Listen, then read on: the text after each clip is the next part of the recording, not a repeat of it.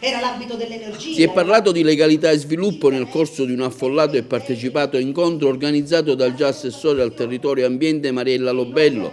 Tanti gli interventi vari e qualificati di diversi esponenti della società agrigentina che hanno voluto rendere così la loro testimonianza nel quotidiano verso tale obiettivo. Qui c'è una proposta di legalità e sviluppo, una proposta che vogliamo che parta da Agrigento proprio per dare un segnale all'Italia e all'Europa. All'Italia vogliamo dare un segnale, stanno copiando le nostre leggi, quelle che poi sulla stampa appaiono come delle, come delle avventatezze di questo Presidente Crocetta. Eppure cosa abbiamo fatto? Abbiamo fatto la doppia preferenza di genere che ha permesso tanti consigli comunali di avere l'altro punto di vista, abbiamo fatto la riforma delle province che in Sicilia non esistono più, ce la stanno copiando, abbiamo fatto il piano giovani che proprio in questi giorni il governo nazionale sta discutendo. Abbiamo in poche parole costruito delle proposte, ne vogliamo mandare altre in Europa e le affideremo perché arriverà tra un poco alla nostra candidata Nelly Scilabra. Ci sarà anche lei, non era previsto, come tutti sanno è stata un po' una candidatura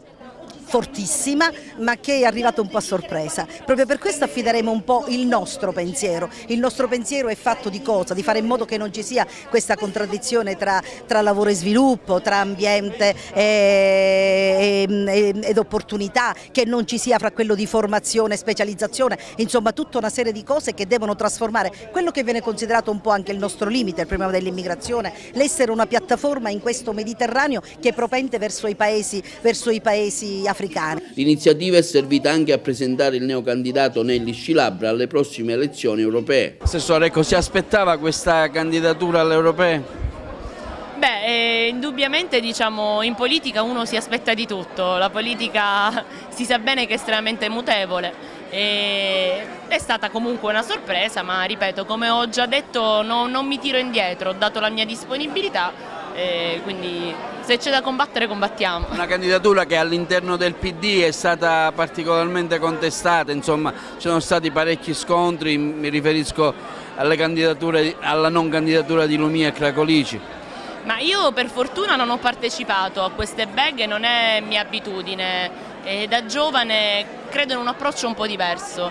Indubbiamente il partito ha bisogno di una visione nuova, di aprirsi a nuovi orizzonti e penso che queste dinamiche non fanno altro che danneggiarci. Ecco, lei nel suo intervento abbastanza circostanziato parlava di un'esperienza che quasi sta arrivando al capolinea perché il Crocetta 1 insomma, è finito e è difficile da partorire il Crocetta bis. Abbiamo raggiunto tanti obiettivi e penso che questo primo governo, anche se non mi piace chiamarlo così, abbia dato un grande segnale di cambiamento alla Sicilia. Abbiamo smesso di utilizzare gli assessorati come meri luoghi di potere, spesso anche clientelare, ma abbiamo aperto quelle stanze ai cittadini.